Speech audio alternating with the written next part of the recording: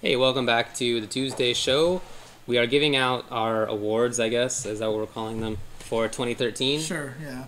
I guess UltraChenTVs.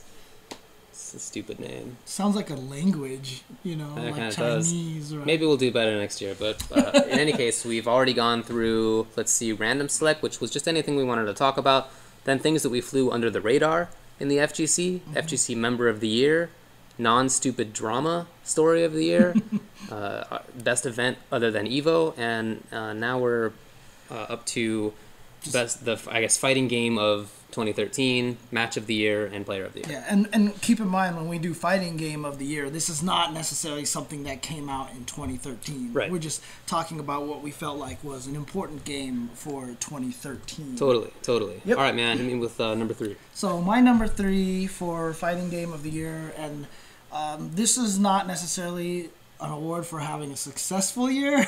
Okay. This is an award that I am giving to Skullgirls. Yeah. Because they have had pretty much the opposite of a successful year in the fact that their publisher gave them problems, and then the Japanese publisher went gone, and they just ran into everything. But Skullgirls is being the fighting game, the little engine that could. I mean, they are fighting so hard right now, so much to the point that, they're ready to release Skullgirls Encore, basically as a new game to get around a lot of problems with the old publishers and such, and they're doing it in a way that anyone who bought the old game is pretty much getting it for free. They're making sure that everybody is getting everything, and they keep adding all the content. And not only that, but they had the super successful Kickstarter campaign. Yeah. I mean, again, if we're giving this award in terms of success, I could not with good conscience put Skullgirls here, because they are like they walked under ladders and broke a bunch of mirrors during this year. But in terms of just what it means, what it stands for, and how much it's been fighting to stay alive, I have to give them a shout out. Like, I have to give them the props. I think that's all very well said. I just wanted to see what you were going to say, because that was my number 3 also. Oh, really? So. Oh, no. No, that's good. Okay. And now you can do number 2. Did you want to add anything to that? No, I thought that was very well put, as with Capcom Cup. Okay, cool. Good job. Well, my number 2 game is actually Ultimate Marvel vs. Capcom 3. So, because this year was the year, yes, it's winding down right now, and I fully acknowledge that, but the year that it's had has just been crazy, right? From having just like some of the craziest hype at Evo, and just how much everybody, I mean, the fact that When's Marvel is even just a meme in our community, and the quality of matches that we did see during the course of this year has been fantastic. Lots of good stuff. I feel like this was the year that Marvel 3 really kind of fleshed out. Obviously, getting to the point now where it's going, once a fighting game gets really fleshed out, that's usually when it starts to kind of hollow out a little bit, right? But it just had a great year. It was super exciting. Saw a lot of great matches, great stories, tons of stories off there, from Christie's dominance to, F-Champ, trying to defend his title at Evo. And I don't know. It's just, this year was a great run for that game. So, was that your number 2 as well? No. Oh, okay. No, I was about it was to not. say. Okay. It was not. My number 2 is Injustice. Oh, okay, actually. okay. There Because you go. of the games that have had major tournament time of 2013, of the new games of 2013, that's the one that I like the best. Okay. And I think that it's a really good game. I already talked about it a lot in one of the earlier segments, but I wish that it got more attention. I think it's really good. I think they did a lot of great things about it. The graphical and musical presentation leave a lot to be desired. But the gameplay itself and the character designs themselves are very interesting and well done. Yeah. So, I mean, you mentioned earlier that was one of your random awards, right? And I kind of wanted one of my under the radar awards. And I kind of wanted to, even mention, because you were saying like when it started off, it was very zony, defensive game. Right. Dude, when Street Fighter 2 first came out, the 2 best characters were Guile and Dhalsim. I mean, for me, like, having a game start out very zony is like whatever, But I mean, I agree. Yeah, I've liked it, but yeah. Anyway, what's number 1 for you? So number 1 for me, kind of echoing the story, is Smash Brothers Melee. Okay, yeah. Yeah. So that game, I mean, how old is this game now? This game is ridiculously old 15 now, years right? old Yeah, or something? I know. Yeah, 14 years old? Yeah, so it's a very old game. Had a great success at Evo. Did all that stuff, you know, with the donation drive we talked about earlier. You know, it was super popular. It was super hype. It was the second highest watched game at Evo this year. Right. Everyone always says it broke the record. Well, it broke the break record. Broke the record. Marvel then got a little bit higher than that.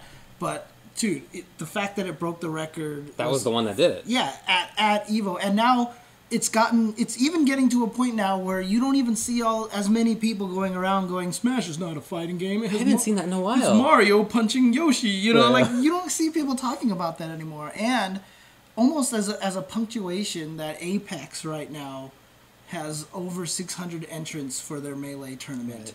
Right. And Evo had over 600 entrants, and that was the most they had ever had. And now Apex has that much. So it's like this big resurgence for the game. So Melee is my number one fighting game for the year. So that's a really good pick. Yeah. Mine is Super Street Fighter 4 Arcade Edition version 2012. Okay. And that's just because it's still the biggest fighting game in the world. It's the one that is the most international. It has the most competitors. It has been around for 5 and plus years now. Right. 5 and change. And it's still very, very popular. It has a lot of development left in it. Especially because it's going to turn into Ultra SF4, but even AE 2012 itself still has some underexplored characters. And this year, some of them came to the fore finally. Evil Ryu won a tournament. Gen won a ton of tournaments. And Oni as well really showed up now. Oh, yeah. And so we're really getting to the point where all but just a couple of the characters are left unexplored in terms of... Well, not unexplored, but haven't really showed up at the top level. Right. So 2 characters, Juri and Hakan, for example. Yeah, well, right? I think are both good characters. Yeah, so it's exactly. Confusing. So. But yeah, but as far as those 2 out of the whole cast, they're just a tiny fraction of the number of characters in that game, and virtually all of them have good top level competition and representatives. It's the number one game, man. I don't know. Yeah, no, that's definitely true. Yeah. Okay. Cool. Match of the year. Match of the year. So match of the year. So my number 3 match of the year, I touched on it briefly, but I had to just put the Daigo Infiltration match there because when we broke it down and when we analyzed it, it was so fascinating to see that kind of turn and that kind of adjustment from Daigo. And, you know, from a couple of years now, everyone's, like, writing Daigo off or whatever like that. You know, like, oh, whatever, blah, blah, blah. But the fact that he came in there and just dominated that match was super impressive to me. Especially, I don't know, it's just... When we broke it down, that's why I was so giddy about it when we were doing it, because it was so fascinating to me. Obviously, I mean, there's always the question of how serious was Infiltration taking it compared to Daigo and all that stuff like that, which is why it's number 3 on my list. Okay. But still, it was a great match, and it was like the funnest thing to analyze that I've had in a while. So That's totally true. Yeah. My third place is from Evo KOF 13, the grand finals, between Reynolds and Hee-Sang Woo. Reynolds, if you don't recall, was down 2-0. He was coming from losers. Things looked pretty dire, and then he just understood what to do. He had the reads all of a sudden. Dude, so weird, right? He had it. He went from like being totally unaware to like got it. Yeah. It wasn't like he went from like I'm kind of keeping up to like I have a slight advantage. It was like bam.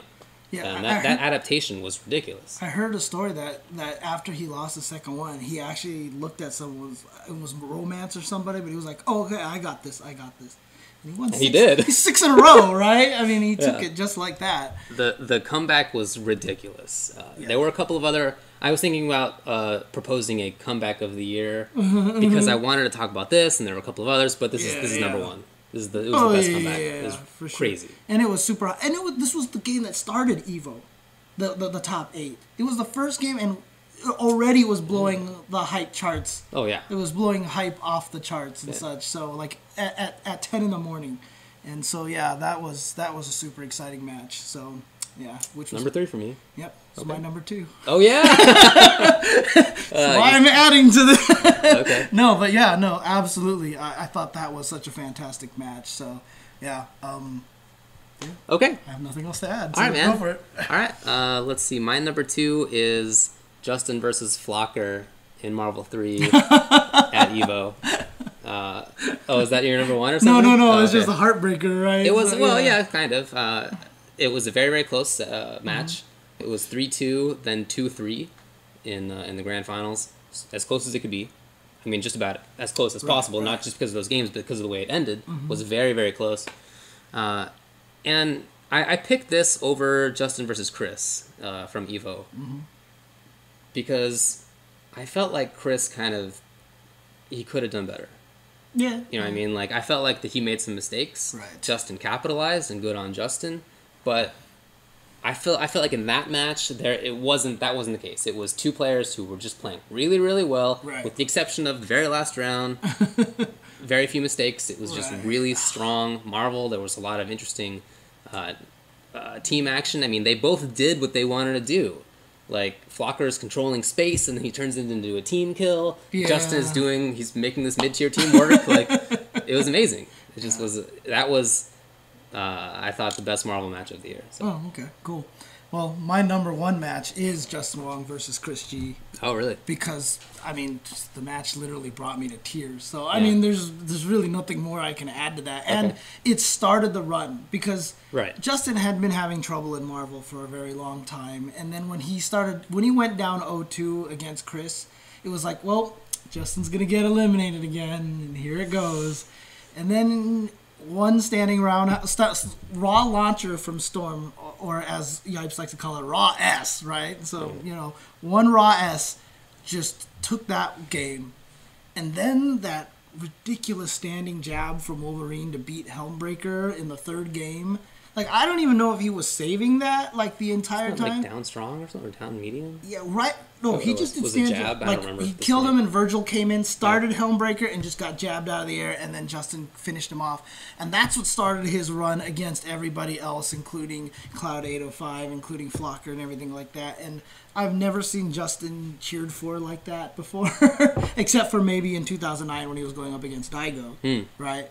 But, I mean, dude, 10 years ago, if you said people would be cheering for Justin to win Storm in a Marvel game, I mean, it was just like, it started the whole thing, and it was just a ridiculous match. Yeah, it was a good match. Because if Justin didn't defeat Chris, I think Chris would have won. Okay, so, well, we'll never know. Big tide turner there, yeah. My number 1 is Daigo versus Infiltration. We have like all the same picks basically. Except for okay. And I don't care whether Infiltration wasn't taking it seriously. It was the fact that I thought that was the best analysis by a player of another player, and then putting that into practice that I have seen in a really long time. Certainly that I can think of offhand. He did exactly what he needed to do. He reviewed all the tape, I'm sure. He looked at the matches. He thought about it. He has a very strong mind when it comes to fighting games. It's not just his ability to guess. He strategizes super, super well. Just amazingly well. And he had those spots on screen. Those just exact pixel-perfect spots on screen. So good. It was just perfect play. I mean, there's no other match that you can demonstrate the difference between being here, here, and here. Like, pixels apart from each other, and how much of a difference it made. Yeah, it was different. Yeah, that was remarkable to me. Okay, cool. So I guess we're down to the last one, which is Player of the Year. Player of the Year. Yeah. So for 3rd place, you might as well give this guy an award every single year. But the problem is, he just didn't, there was nothing grandiose about what he accomplished, but I would give it to Tokido for 3rd place. Because, and I went through, so there's a great site out there called Maxoplata. Yeah, I think that's right. Maxoplata.net. Right, that's basically keeping track a lot of the matches in tournaments. And you go there and you look at Tokido's 2013. Like, he won a Persona tournament against Kazunoko in Canada Cup. He lost to Mad KOF, but put him into losers in Canada Cup. He got 2nd place at Evo in Street Fighter 4. He won Cross Tekken at Canada Cup. He places in Tekken tournaments. I mean, like I said, he might be the greatest fighting game player of all time. Yeah, I can see so that. I can't not give him an award. Okay. it's just unfortunately he didn't have anything that was like, I won Evo, you know what I mean? But got close. The resume that this guy has is ridiculous, and he's so talented in every game, and he does it consistently year after year. You know, I have to just give him as much props as I can. So it's a good pick. Yeah. It's a good pick. My number 3 is Justin Wall. Okay. Yeah. I felt like this was kind of a comeback year for him. It was awesome to see that I felt like I could cheer for him again. And it was great. Yeah. He finally solved his character crisis in Marvel to some extent. Now he's doing other stuff, but at least for Evo, he was very confident in that pick. Even though a lot of people, basically everybody, told him to switch teams, and he made it work. He did kind of the same thing with Street Fighter 4, even though he didn't have quite the year that some other people did. In Street Fighter 4, he still won majors in that game. He still placed in a ton of top 8s in that game. He's doing with the character in Rufus, who's good, but not anything like top or maybe even high tier. Okay, he's like a mid-tier character. Every time I watch Rufus, my opinion of Rufus as the character drops. Yeah, right. In Cross Tekken, he did super well at Evo, and then at, I guess in Evo qualified for Capcom Cup. He was in Capcom Cup and made it a show. It wasn't just that he's talented and that he did well, it's that he kind of made it a show as well. While doing that, while succeeding, he made everybody just love him and fall and really care about the results. So. Yeah. Like I said, man, 10 years ago, if you told us that we would all be cheering for Justin like that, you know, I would have said you were crazy. So. Who do you got for number 2? Number 2, I had to give to Shen. Okay. Shen, I mean, obviously he won Evo, Street Fighter 4, right? But even coming into Evo, he had just been on a tear at the start of it. Yeah. He was on such a tear. Everyone was talking. He was the buzz. Yeah, he was the buzz, right? And everyone was talking about him. He was winning all these events and doing all the stuff with a character like Gen that everyone was unaccustomed to seeing do well. Then he even started doing good in Marvel too, right? So he was doing amazing in that game. And yeah, after Evo, a lot of people have this false impression that he kind of fell off a little bit. You know, that was all driven by Daigo beating him 10-0, right? But we saw what he did to Infiltration, right? So that's you can throw that out the window, because outside of that, like seriously, Shin has finished top 2, like second place, third place in every tournament in a game that, you know, we say this all the time, anybody can win this game these days, right? Because everyone's so talented at the game. So much competition. The characters are so good. And the fact that he consistently finishes top 3, like top 4 in every tournament he goes to. He's never had that one bad tournament where he got eliminated like in 8th place or something like that. You know what I mean? Like or at 9th place or whatever. He's just been super consistent. I felt like it was his year for Street Fighter 4. So, okay. Good pick. My second place is Chris G. Okay. Yeah. Obviously he's dominant in Marvel. He didn't win Evo. And that's too bad, and that is an important tournament, regardless of what he or anybody else wants to say. It's very important. But that's not to say that he's not the best player. And even after that happened, even after Flocker won Evo, a lot of people were still talking about Chris as the best. And in tournaments since then, he's kind of made that apparent. Right? I mean, look at what happened at Capcom Cup, where they had that 1st to 5. After Chris won the tournament part of it, Chris won 5-2. Yep. So his Marvel credentials are basically unimpeachable. In Street Fighter 4, though, this was the year that he really came on. Yeah. And he did really, really well in that game. He was the only American to qualify for Capcom Cup. If you look at his placings, he did really well at tournaments all over the place. He got top 8s, pretty much always got top 8. He got top 3s. He, I thought, was the best. He won overall. 6 in a row against Justin at the Fall Classic. That's right, yeah. Finals. That's right, yeah. To win, yeah, that's right. He won majors. And he's a very talented guy, just in general. When you see him play other games, his Cross Tekken game is really solid.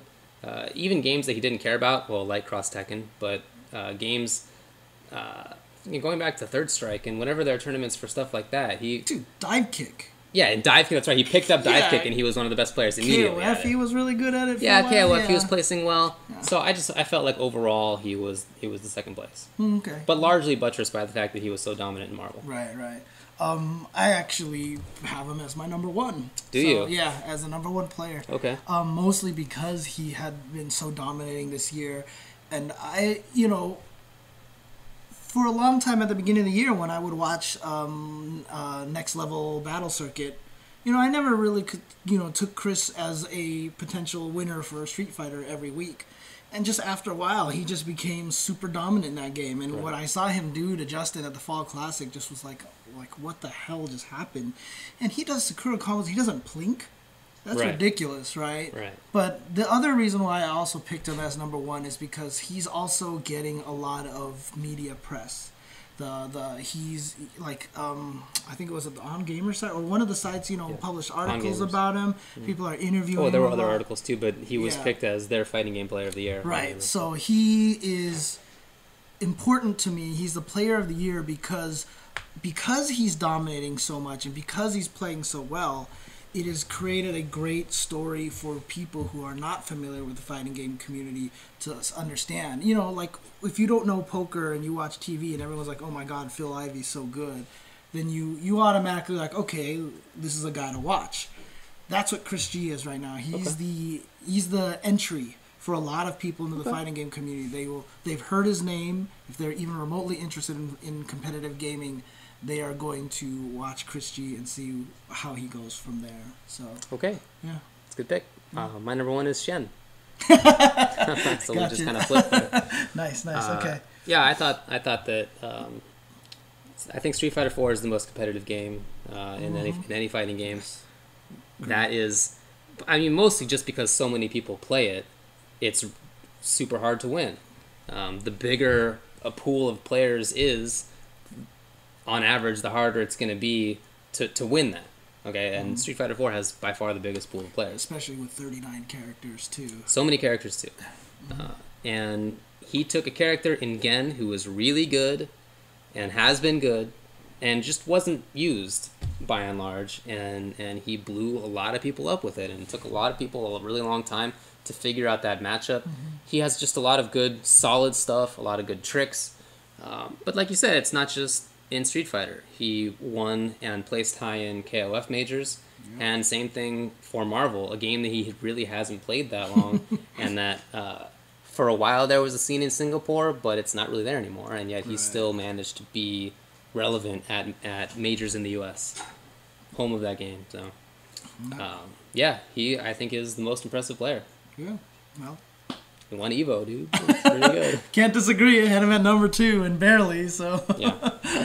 But, so there you go. That's 2013. 2013. Those are our picks. And that is almost perfect timing, too, because it's 9:58 p.m. Oh, which means that is this the first show that sucks this year? It is the first show that sucks of the year. It'll be on in just a couple of minutes. Before we get off, though, just talk about Awesome Games Done Quick. Oh, yeah. Did not want to leave without saying that. You gotta watch this. I'm sure everybody on stream has watched it already, but if you haven't, you gotta check it out. It's just a bunch of players playing, speedrunning games and doing it live, and there's a big crowd behind them, and they're all playing different games. There's a whole schedule. It's a round-the-clock thing, and it's all for charity. And it's just awesome to watch. It's been basically background music for me, even at work, over the last couple of days. So. Yeah, Twitch is blocked at my work. So. Twitch is blocked at your work? Oh, that sucks. It's twitch.tv/speed demo archive SDA. Yeah, definitely check that out.